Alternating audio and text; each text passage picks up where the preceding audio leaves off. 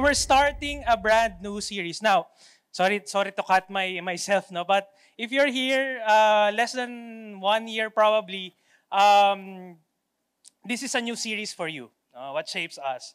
But if you're here for more than a year, 2 years, 3 years, or more, this is parang season 2 of our series last year, What Shapes Us. And this series, or this phrase, this question is a rhetorical question, di ba? What really shapes us? Okay? Ano ba naghuhulma sa'yo? What is shaping your life? Because in reality, the truth is that we are all being shaped by someone or something.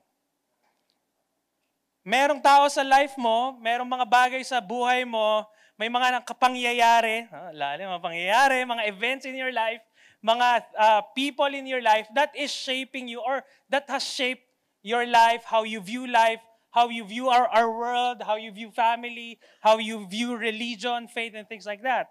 And for example, we are shaped by our families. How many of you here, lumalaki ka, okay, you were shaped by this item. Okay, Vicks. That lahat ng sakit, kayang pagalingin ng Vicks. Okay? Okay, may lagnat ka, Vicks lang yan. Okay? May sakit ka sa ulo, Vicks lang yan. Masakit likod mo, masakit tiyan mo, Vicks lang yan. May cancer ka, Vicks lang yan. Okay? We grew up in our families na Vicks lang ang katapat ng lahat. Okay? But di na ata ngayon, iba na ata. Katingko na ata ngayon. Diba? So, tama ba, Pastor Jim? Katingko. Diba? We are shaped by our families, the traditions, the culture. And remember, in my life, I was shaped by my mom. Yung mom ko, the reason why siguro 70% of my faith is because of my mother. My mother, naalala ko, bata pa lang ako noon, 7, 8 years old, she would always drag me to Sunday morning, 6 a.m. Kasi ang service 7 a.m. Or we would even wake up ng 5 a.m. just to drag me to Sunday school. And I hated church because lahat ng cartoons are in Sunday morning. Diba? I hated church, but I remember she was dragging me to Sunday school. Di ko naman naiintindihan yung pinag-uusapan. And not only that, I remember nung mga high school na ako, every day, bago ako pumasok sa school, whenever she prepares breakfast for us, laging naka-on yung DJS. Lagi na siya nag-open ng Bible. And for me, parang hindi ko masyadong pinapansin, but thinking about it right now, she's leading by example na pala nun.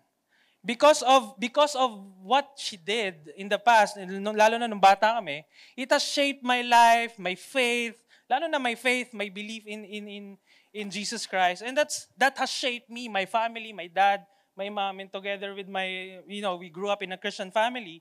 And so our families are shaping us. Not only that, even our school, our campuses. Okay, probably most of you hindi na kayo nag-aaral. But think about this, 20 plus years of your life. Yung iba 30, di ba? Nag-aaral ulit. Or yung iba, umuulit-ulit, di ba? So, like me, di ba? Our campuses, our schools shaped us. And the thing is, ang daming ideologies, ang daming philosophies that you will learn from our campuses, from our schools. Okay? And this has shaped us. This has shaped our lives. Because we've been in studying for 20 years. 20 plus years of our lives. Nasa campus tayo, nasa school tayo. Not only that, hindi lang yun. Kwento lang. I remember high school ako, that was third year high school. Computer subject. And so, high school ako, kilala ko na si Jesus, Christian na ako. Alam ko na that God is limitless. And there's this one computer subject. Naalala ko si Ma'am Josephine pa yung name niya. Si Ma'am Josephine. Sabi niya, computer subject, napunta sa religion. Sabi niya, you know what? This computer, I don't trust this computer. Yung computer pa nun, yung kuba, yung may bukol sa likod. Tagal na. Yun yung computer pa before. And sabi niya, you know guys, as powerful as this computer looks, it's limited. Sabi niya, tama. Limited yung computer. May mga bagay itong hindi kayang gawin. And sabi niya, out of nowhere, just like God. Napatingin ako sa kanya. He's comparing God to a computer. It was limited and it's not all-knowing, not all-powerful. And buti na lang, because of my mother and the people that's discipling me during that time, I just know na hindi, mali tong teacher na to. Okay? And that's an example of how school shaped you and is shaping your children. Not only that, we are also shaped by our experiences. Okay, saktan ka na, na-reject ka na, di ba? Or victorious yung business mo. Okay, or there are so many experiences that shapes our lives. Your experience in your family, your experience in your business, your experience in your relationship. We have been shaped by experiences, not only that, even by our passion. The reason why you're in your career, you're in your job is maybe because that's your passion. Ito yung gusto kong gawin. Ito talaga yung pangarap kong gawin. Passion. And not only that, as we study this, if you think about this, if you will summarize all the things that have shaped us, ito talaga yung nag-shape sa atin, our worldview. How we view our world today. And in the age of internet, or the age of information right now, we have so many information at our hands. Very accessible. Sobrang, alam mo yun, ang dali lang i-access ng information natin. Ang dali lang i-access ng TikTok, ng YouTube, ng mga podcast, ng mga influencers. And the problem is, there's so many voices out there. There's so many things that we will listen to, we consume. But the question is, sino yung inaalaw mo to shape your lives, to shape your heads, to shape your hearts? And I remember kanina, we started a marriage preparation for the people who are newly engaged and about to get married. And kagabi, we were talking nung wife ko, nag-uusap kami, bakit nga ba natin to ginagawa? Why do we need to prepare for marriage? Why do we need to talk about this? And we have arrived in the conclusion that there's so many definitions of marriage out there. Okay? There's so many examples and experts of marriage out there. But we have to go back to the original definition of marriage based on God's Word. Because if not, lahat tayo malolost. Lahat tayo iba-iba ng definition. Lahat tayo iba-iba ng examples. And this is shaping not just our marriage, but our lives. How we respond to difficulties. How we respond to trials. How we respond to all the issues of our society, even in our lives. And so the reality is this, that every day we are being shaped either for the good or for the bad. Either for the good or for the bad. And most of the time, and this is what is dangerous. Sometimes the things that we listen to, the things that we consume, is shaping us for the bad, and yet we don't even know, wala pa tayong idea about it. Whether we like it or not, the things that we look at, the things that we listen to, the voices that we listen to, shapes us either for the good or for the bad. And so the question for us today is this, that what are we allowing to shape our lives? What are you allowing to shape your life? Or better, maybe a better question would be, who is shaping you? Who is shaping your minds and your hearts and your lives and everything in between? Now, we're going to talk about Paul, 2 Timothy. And this was a letter of Paul to his apprentice, Timothy. And during the time that he was writing this was during his last days. Last, mamamatay na siya. He was in prison. He's not in a good shape. Persecuted siya. Pinakulong siya under the leadership of Emperor Nero.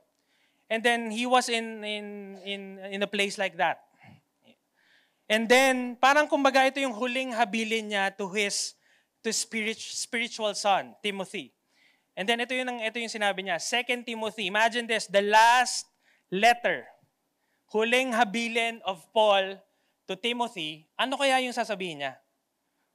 Ano kaya yung sasabihin niya kay Timothy? And sinabi niya, 2 Timothy 3 verse 16, sabi niya, all scripture is breathed out by God and profitable for teaching, for reproof, for correction, and for training in righteousness, that the man of God may be complete, equipped for every good work. Can you all bow down your heads and close your eyes? Lord, we acknowledge and welcome your Spirit in this place. Lord, thank you that as we talk about your word, Lord, we'll be able to really rethink and reevaluate what is really shaping our lives. Lord, thank you. We honor you in this place in Jesus' mighty name. Everybody say, Amen, amen. And so, what shapes us? Or who shapes us? And this was the last encouragement or the last letter, the last reminder of Paul to Timothy as he was about to leave the earth. And he said, 2 Timothy, now before we dive into 2 Timothy, kailangan natin malaman, ano ba yung hugot ni Paul? Bakit niya sinabi yung all scriptures are breathed by God? Before natin yung magets, kailangan natin balikan, ano nga ba yung hugot ni Paul? Why is he saying this? Ito yung hugot niya, 2 Timothy verse 3, chapter 3, verse 1 to 2, but understand this. He was talking to Timothy. Timothy, understand this. Kailangan mo itong maintindihan. At for sure, kailangan natin lahat maintindihan. But understand this, that in the last days, imagine though, he was saying last days, but this was 2,000 years ago. Okay? That in the last days, there will come times of difficulty. For people will be lovers of self. Familiar? Lovers of self. Lovers of money.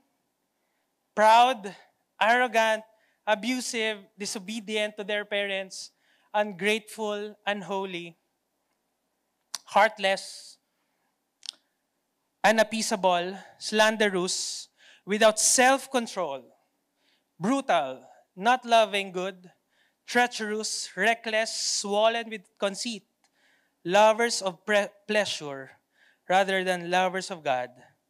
And 2 Timothy 3 verse 5, having the appearance of godliness, but denying its power, avoid such people. He was saying that our world is not getting better, any better. It's just getting worse. That people would be lovers of money, lovers of themselves, lovers of greed, no self-control, things like that. And he was saying, we live in a world like that. We live in a world where people are in their fallen state, where people are sinful. We live in a dangerous, very dangerous world. And so Paul was saying, if you are living in this fallen world, then most probably this world, if you're not careful, this is what shapes you. This is what shapes your marriage. This is what shapes your children. This is what shapes how you view business. This is what shapes how you view your work. And that's the reality of our world today. No matter how advanced our technology is, no matter how good our programs in our government, in reality, kung kahit gaano kadami yung laws natin, kahit gaano kaganda yung mga laws natin, at the end of the day, if the hearts of people are not surrendered to Christ, we live in a very dangerous world. And taken for example is these guys. Okay, si Senyor Aguila and si Apollo Quiboloy. And imagine hundreds and thousands of people would even listen to them, would even get their advice, get their mentoring, or be under their leadership. And it has shaped their lives for many years, and yet, just to discover that they're not the Messiah. They're not God. The reality is we all live in a fallen world. A fallen world that we live, a fallen world that we allow to shape our lives. Now, Paul was saying, if our worldview, if worldview, or our view of our scriptures, our view of the Word of God is not shaping us, then this fallen world, our worldview, is what shapes us. Can I show that? If worldview isn't shaping our lives, then worldview is. TikTok.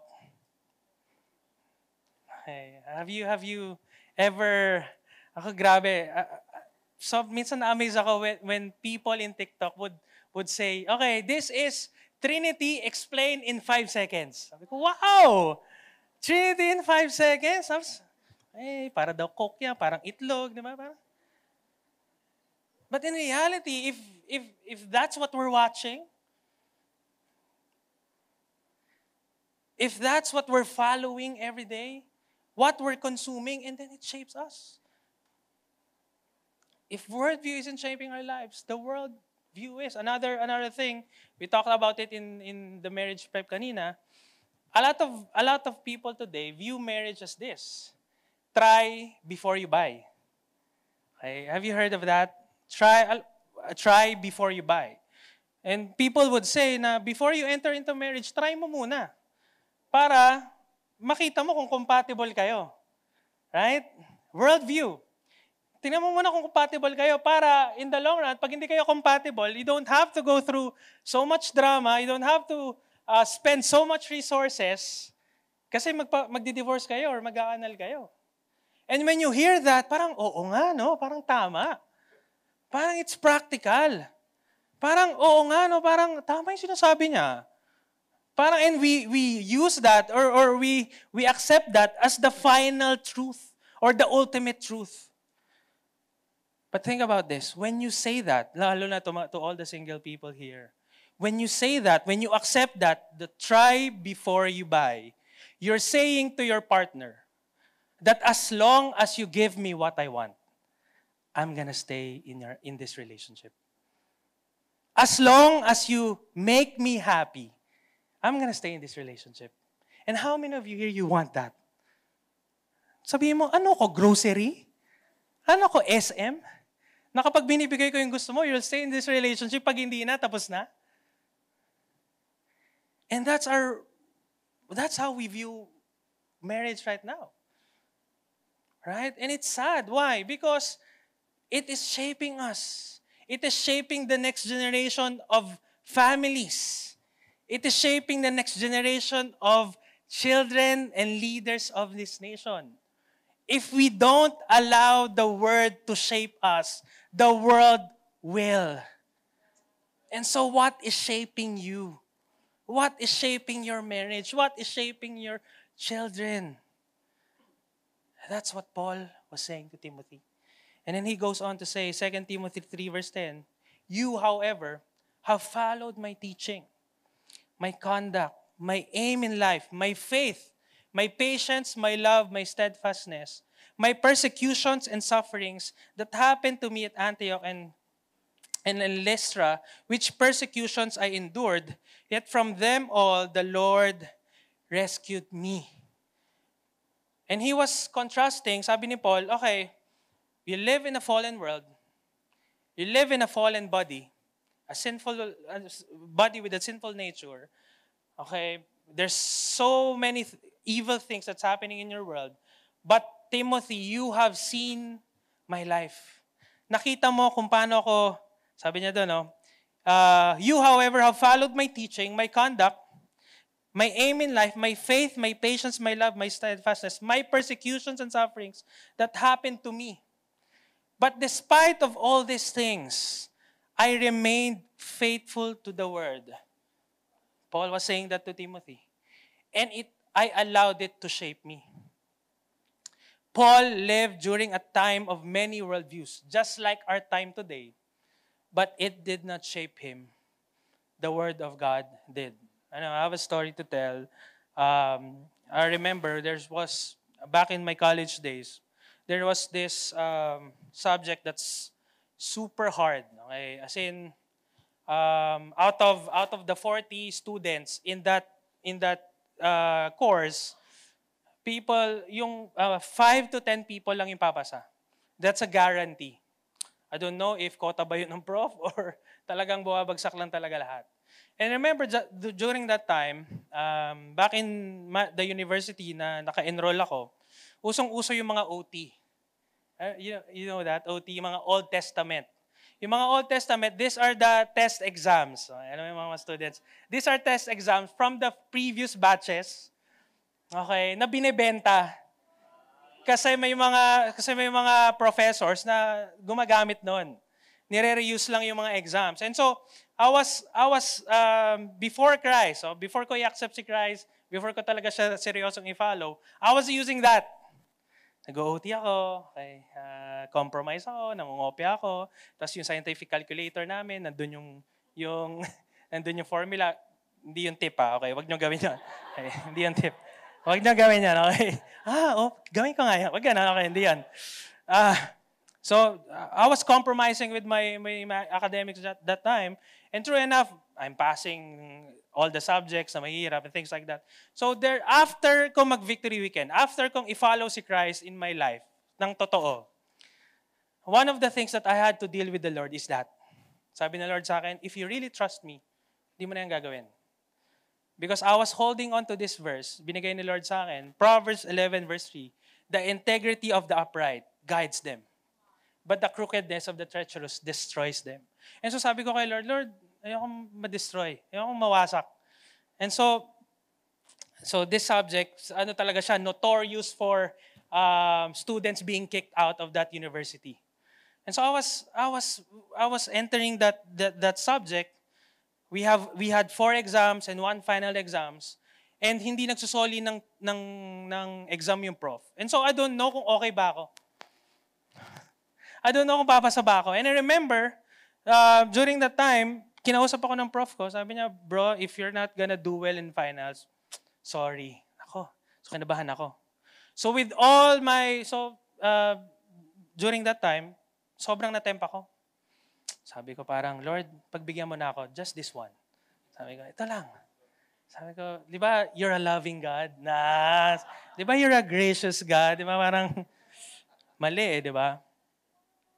But really, God was always urging me or reminding me of this verse. The integrity of the upright guides them, but the crookedness of the treacherous destroys them. Remember, our finals exam. So sabi ko, Lord, I'll resolve. Hindi ako mangopya, hindi ako bibili ng Old Testament, hindi ako maglalagay ng formula sa, parang dami kong binigay na tips, no? Huwag niyo gawin yun. Yun yung mga do nots, okay? Formulas and things like that. So I remember, after that, exam kami. I saw all my classmates, kopyahan sila. Tapos, pag umaalis yung prof, talagang kopyahan sila. Pero ako, Lord, sabi ko, resist the temptation. Ayoko talaga. And so what happened was, nung tapos na yung exam, finals kami. Before matapos yung exam, umalis yung prof. Okay? So nandun sila lahat. Piyahan sila. Charles, patingin naman. Ayoko, ganyan. Lahat sila nagkakagulo, lahat sila nagpapasa ng mga exams. But I say no. Little did I know, hindi ko alam. Di namin alam. Di namin lahat na alam. Paglabas pala ng prof, hindi pa uso yung CCTV noon, pero merong camera na nakatutok somewhere. Di ko na alam. And na lahat ng tumayo, lahat na nagpasahan ng OT or ng formulas, nilista lahat ng prof. And after that end of the exam, end of that term, all of them failed. 40 out of 40 were just I think 6 or 7 who passed that exam. It's not because of me. It's because of the Word of God that was telling me, bro, don't do it. And you see, that's what Paul was saying to Timothy. In this world, there's pressure in you na ihulma ka ng world katulad ng mundo. But the Word of God says, no, you don't have to be shaped by the world because God will shape you through His Word. Whatever you're going through right now, whatever hardship, whatever pressure, always go back to the Word of God. Always claim something from the Word of God so that you will resist temptation, so that you will be able to live a life that God has intended you to be. What shapes you? Who shapes your mind and your hearts? And then 2 Timothy 3 verse 12, he said, indeed, all who desire to live a godly life in Christ Jesus will be persecuted. What an assurance. What a promise. Indeed, all of you who desire to live godly life, in short, lahat ng nandito sa 3 p.m., who desires to live a godly life will be what? Persecuted. Yay! Let's go home. But that's reality. We will be persecuted. Lagi na lang when we follow Christ, there will always be persecutions. And sometimes it's hard because it comes from your family. Maybe you're here and you're the first Christian in your family and you're being persecuted. Ano ba yung inaatinan mo? Na-brainwash ka na niyan. Na-brainwash ka na ni Pastor Jim. Na-brainwash ka na niyan. And it's hard because yung family mo pa yung nagpa-persecute sa'yo. But when you know, when the Word of God is your anchor, when the Word of God is your truth, is your fortress, you will never be shaken despite of the persecution that will go in your life. Because again, we live in a fallen world. The enemy, the devil will never, or he doesn't want us to be closer to God. He's so insecure with us. We will be persecuted. And then Timothy 3 verse 13 said, while evil people and impostors will go on from bad to worse, deceiving and being deceived. And then 2 Timothy 3:14, but as for you, continue in what you have learned and have firmly believed, knowing from whom you learned it, and how from the childhood you have been acquainted with the sacred writings, which are able to make you wise for salvation through faith in Christ Jesus. You know what? Paul was saying that we have to be faithful in reading and hearing God's Word so that it can continually shape us.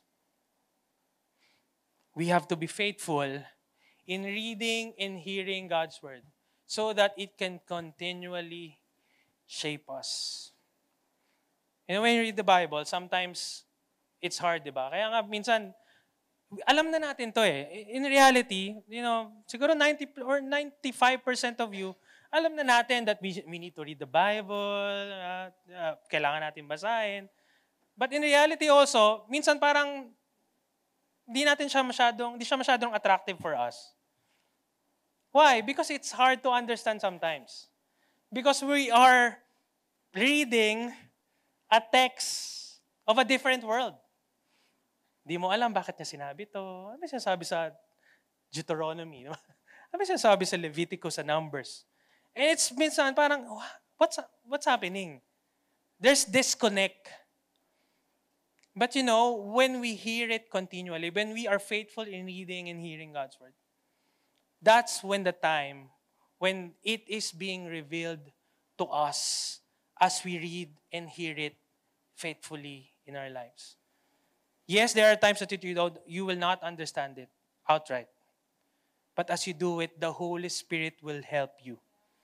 The Holy Spirit will help you understand it and chew it and apply it in your life. That's why, it's important for us to attend services. Okay? The reason why is because it's a corporate gathering and we are all together hearing the Word of God. It's important. It's not just for you. Very religious tayo, di ba? Parang dami kong kasalanan this month. Mag-service nga ako para medyo malinis naman. Di ba? Very, very religious. Very, very, alam mo yun, sobrang religious na nung background natin. Parang basta dami ko ngayong sin. Mag-service nga ako para medyo mabawasan. Para medyo may plus points naman ako sa langit. Di ba? But really, yung service natin, it is designed for us to corporately hear God's Word. Not only that, being in small groups. Being in small groups helps us to digest and to really wrestle with the Word of the Lord. Why? Because this is a warning, no? Don't interpret Scripture alone. The last time na may gumawa nun, ang sabi niya, siya na daw yung Messiah. Ngayon, nasa Senado na siya, di ba? Oy, sorry. Okay. And it's important for us to be in a smaller community for us to wrestle with God. Wrestle with His Word. Anong ibig sabihin nito? Ano yung maling interpretation? Because we have biases. Kasi nga, ang dami nag-shape na sa atin. Our families, our experiences, our friends.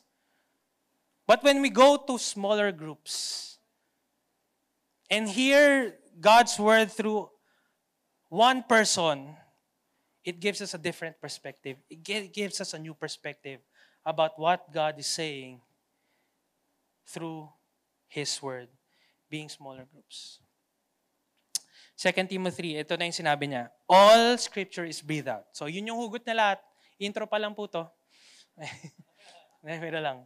All Scripture. Ito na yung sinabi niya. Out of all the things na sinabi ni Paul, ito na yung conclusion niya. All Scripture is breathed out by God and profitable for teaching, for reproof, for correction, and for training in righteousness. I want to highlight the all. All Scripture is breathed out by God. Every word, every phrase, every sentence, every paragraph, every chapter, every verse, every chapter, every book inside our 66 books of our Bible is breathed out by God. And so when we say all, hindi tayo selective. We're not gonna select kung ano lang yung gusto natin. I feel like I'm so sad, Pastor. I'm so broken. Kailangan ko grace. Ganyan. Kailangan ko love. Kailangan ko mercy. And so when you look at the verses in the Bible na mercy, Lord, thank you, Lord. Pero pag rebuke, pag sabi forgive, Lord, hindi to Lord. Hindi to galing sa'yo, Lord. Right?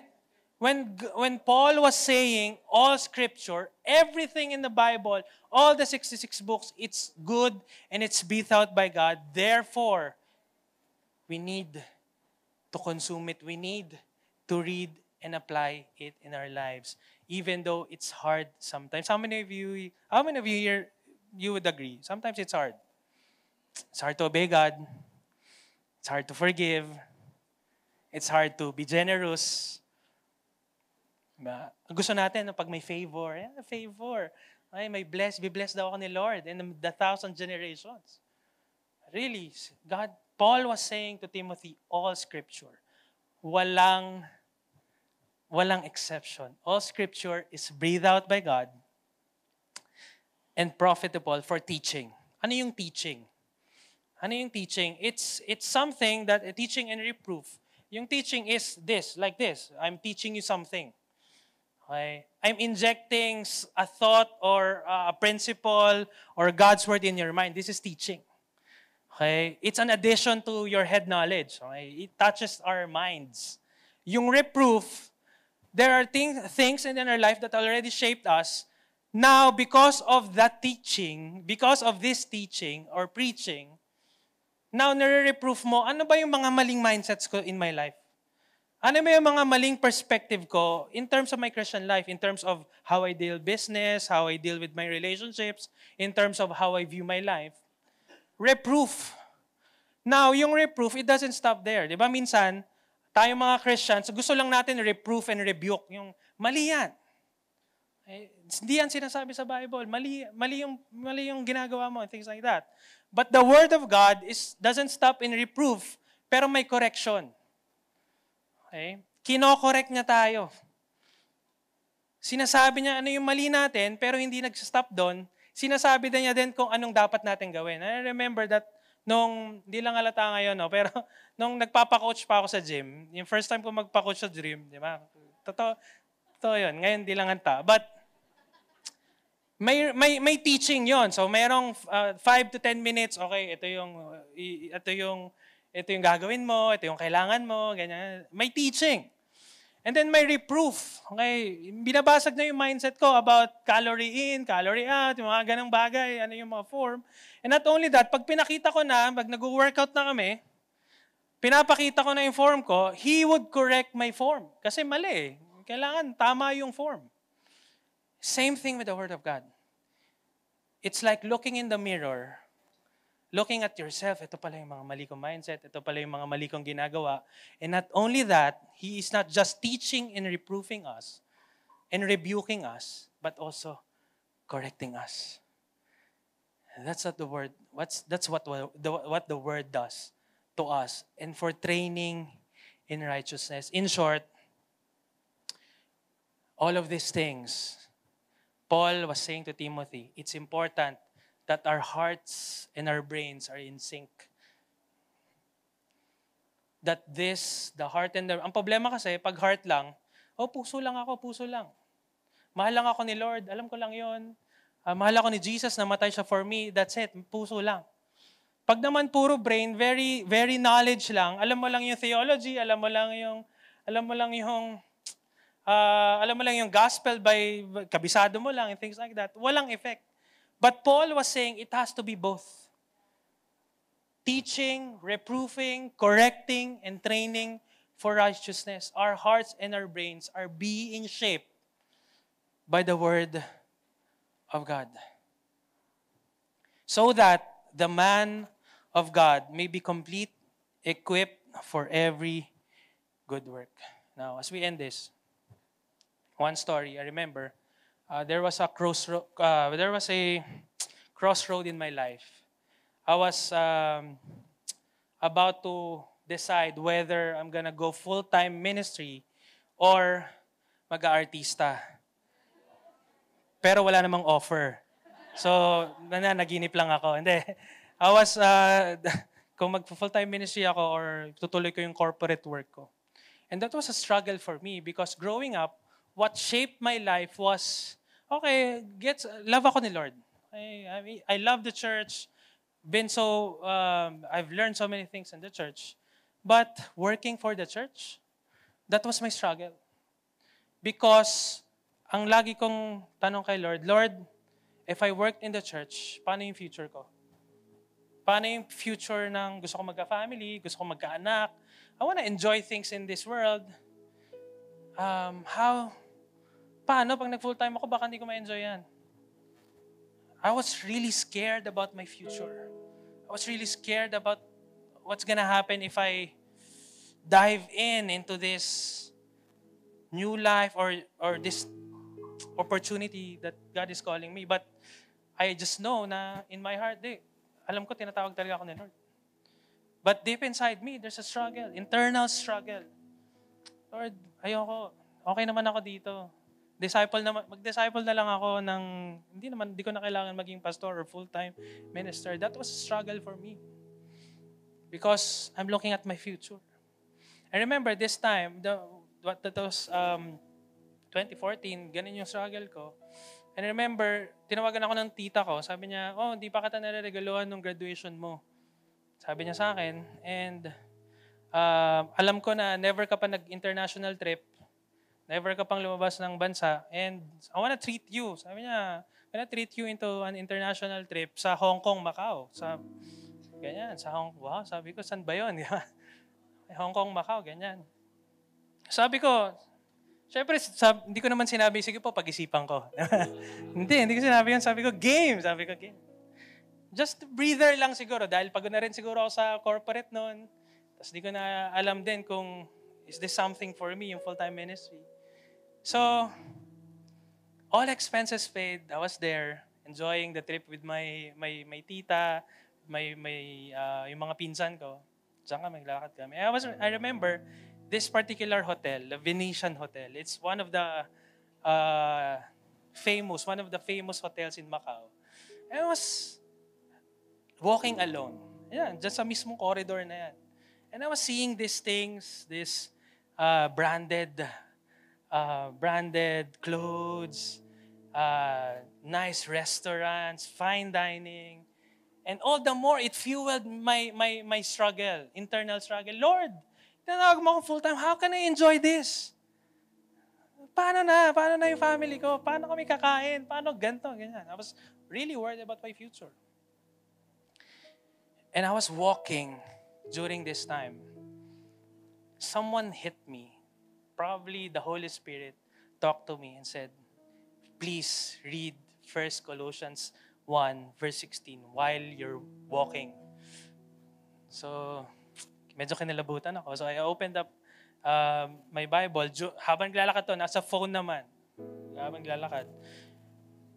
And ito yung sinabi sa 1 Colossians 1 verse 16. For by Him, all things were created in heaven and on earth, visible and invisible, whether thrones or dominions or rulers or authorities, all things were created through Him and for Him. And 17, and He's before all things, and in Him all things hold together.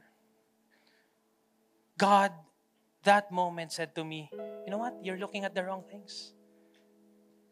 You're saying that these things that you're looking at is the one that will give you a nice future? These material things? Really? That's where you put your trust? Kaya yung calling ko sa'yo, yung pinapagawa ko sa'yo, hindi mo magawa because you're looking at the wrong things.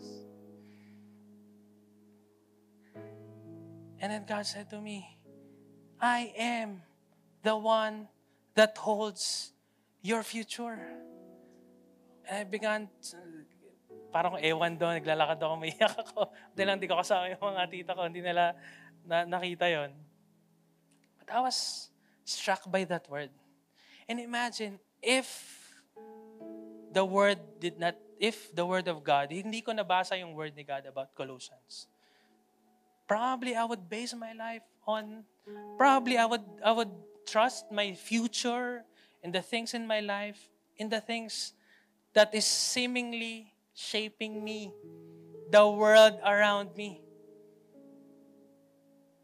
But because of the Holy Spirit prompting me to read His Word, that He is before all things and in Him all things hold together, that made clear to me and that reassured me. Okay, Lord, my future is in your hands. And I don't know where you are right now. Maybe there's an eternal struggle in you. You're wrestling with God about a decision in your life. God has something to say about that. And maybe God is telling you something, but you're ignoring it. And He's saying, the word, my word, the Lord is saying to you, His word, or God's word, is our anchor, is the anchor of our life. Let it shape you, not the world. Not what the world says, not what your family says, not what the internet says, not what AI says, but what God is telling you. And don't get me wrong. This is not about how many verses do you read in a month, or in a week, or in a day. Hindi yun yung ibig sabihin natin dito. Because in the end, what matters isn't how many times you go through the Bible, but how much it goes through you. What shapes your life? Or who shapes your life? It doesn't, sometimes When I read the Bible, one verse lang, it sticks with me, or yun lang inire-reflect ko for the rest of the week. Doesn't have to be, sometimes may ganun tayo being a religious, having a religious culture, kailangan, basahin ko to, 1 chapter a day. And sometimes, you feel bad. Naku, nag-sin ata ako, parang di ata ako love ni Lord today, kasi parang half a chapter lang ako today. Doesn't mean like that. But what God is saying to us right now, that let the scriptures, all the scriptures, go through your life and let it shape you for the rest of your life. You know what? So we end this, some practical tips lang. As we read the Bible, if you're a new Christian, bagong message to sa'yo, maybe you just started following Christ, and probably yung Bible mo pa galing sa hotel. Hindi, pero lang. Okay. So, well, hindi naman dito. Gideon Bible, di ba? Lapit lang kayo kay Pastor Jim. Okay? Bibilan na kayong Bible. Hindi, pero lang. But really, baka you're starting, this is a journey. Di tayo pantay-pantay ng journey. Iba sa inyo nagsisimula pa lang. And timely message for you. Start reading your Bible. Probably, hindi mo alam kung saan magsisimula. I would recommend John. Because you will see how God loves us so much. Kay John. And if you're here, you're a long-time Christian, on and off yung relationship sa Bible, minsan busy, minsan may time, minsan nakakonvict ka, minsan okay lang. It's a journey. It's between you and God. Okay? Resolve to be shaped by His Word. You know what situation you are in right now? Instead of immediately going to your friends or going to Google or to internet, what should I do with this situation? Instead of doing that, go back to the Word. Lord, what are you saying in this season of my life? Lord, what are you saying in my single life? Lord, what are you saying in my married life? Lord, what are you saying with my work? About my work? About my boss? About my employees? And I'm sure God has something to say to you. Let's all stand as we close this. And just bow down your heads and close your eyes. Lord, Lord, thank you for your word is living and active. It's not a dead book. Lord, the Bible is the bestseller of all time. The Bible is 1,000 years old, and yet it still speaks to us right now because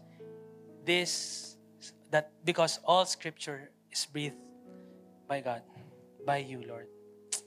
So, Lord, I pray that we will start resolving to read it, hear it, chew it, Lord, and that it will start shaping our minds and even our hearts, and it will begin to transform our lives, our marriages, our relationships with people, and how we view things in our lives. Thank you, Lord. Can you all raise up your hands as we end this and close? Lord, I bless these people. I pray that you guide them. Lord, I pray that I speak blessing to them.